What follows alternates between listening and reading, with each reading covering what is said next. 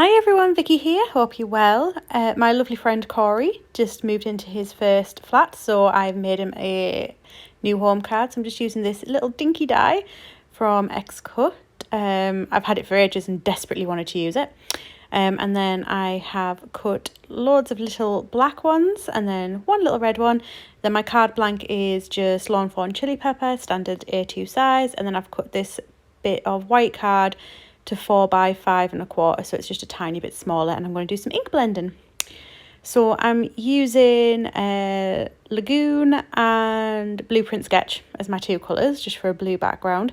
Again, with my blending, I do apologise for the whole seasickness that'll probably be induced by my slightly wobbly setup. So I'm just putting one colour for most of it.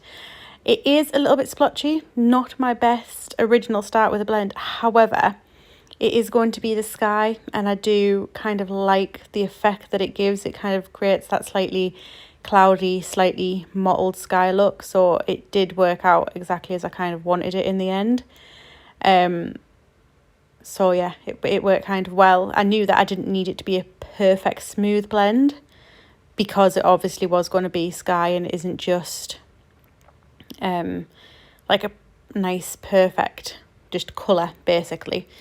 So all I'm doing is I'm just going in and I am going backwards and forwards with my two colours just to try and get at least the transition quite smooth, because obviously I don't want it to look like there's a big line down the middle of the card, because that will not do at all. So I'm just blending those together there, and then there is my finished background. So what I'm going to do is I am going to line up all my lovely little houses of my street along the bottom of my card, and then the little red house represents Corey's little house. Is obviously we can't go around and have a housewarming or anything, however he has sent me some pictures and it looks lovely. So, you know, when COVID eventually goes away and leaves us alone, I am very much looking forward to going around and having a few drinks and celebrating his new house with him. But for now, it'll have to just be a card, I'm afraid. So I wanted the little red house to be slightly in front of the other ones. So I just wanted to put the two black to either side down first. And then I'm just weighing them down slightly with my Gilded Wax jar as well, just while I do that. And I've literally just realised what this reminds me of. It reminds me of the Home Alone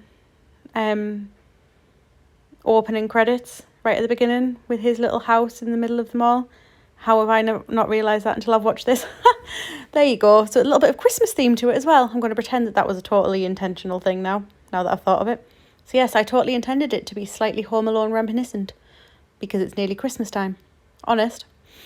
Yeah. So anyway, once all those are down, it was just a case of making sure there was no glue sticking off at the back, because I didn't want that to cause a problem. And again, I've had a habit, I've done this the past couple of cards, I've caught it slightly on a bit of glue and it's kind of affected my background. However, I am putting some lettering above that, so that will cover that nicely anyway, so that's fine.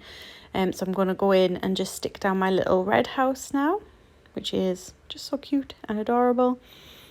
I do really like the red house. I put the little heart in as well. The heart does come with the die set, but it is a separate little piece, so you have to put it on to the ones you want it on, which is why it's only on that one house, because obviously Corey's house will be full of love.